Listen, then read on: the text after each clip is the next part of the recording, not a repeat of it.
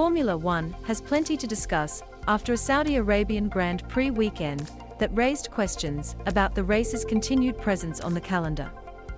Key points: Saudi Arabia has a 15-year deal to hold races in Jeddah. Saudi Arabia has a 15-year deal to hold races in Jeddah. Drivers have expressed concerns over safety and human rights. Drivers have expressed concerns over safety and human rights this year's race carried on despite a missile attack on an oil facility near the track. A missile attack on a nearby oil storage facility by Yemen's Iran-backed Houthi group last Friday cast doubt on Sunday's race, with drivers meeting for more than 4 hours to consider their stance as the plant burned.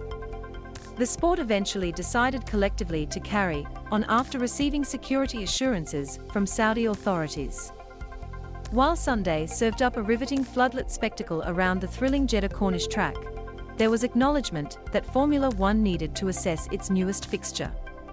I don't want to go too much into details on this subject now, but it's definitely a discussion that we should have after this race, once everything calms down, said Ferrari's championship leader Charles Leclerc. An attack on a nearby oil depot cast a pall over the weekend of Formula One in Saudi Arabia. I think after this weekend, all the drivers also together, we will speak with F1 and of course also the team bosses to see what's happening for the future, Red Bull's world champion and race winner Max Verstappen added.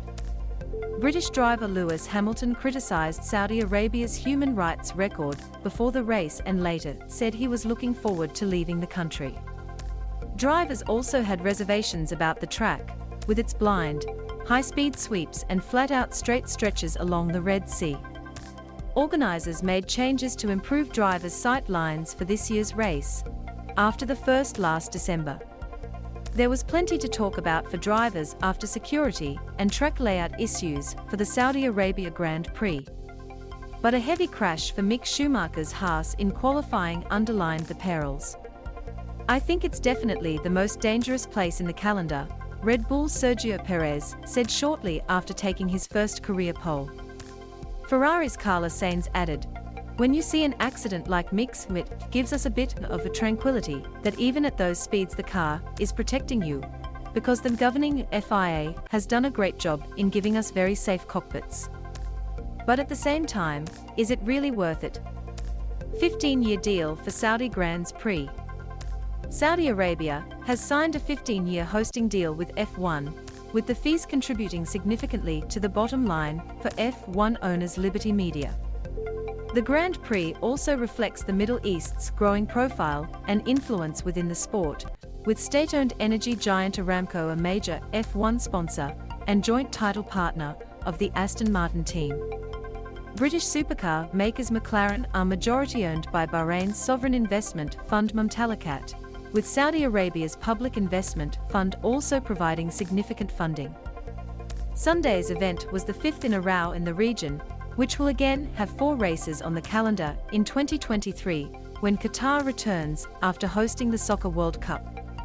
Neighbouring Bahrain played host to the official pre-season test and the season opener on March 20th. Formula One argues, in the face of criticism from human rights groups, that it can act as a force for change in the region. Does Saudi Arabia and some of the other Middle Eastern countries share the same values and culture as we do in Europe?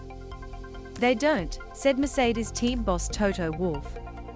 Can we by coming here put the spotlight into this place, therefore making it a better place? I still think so.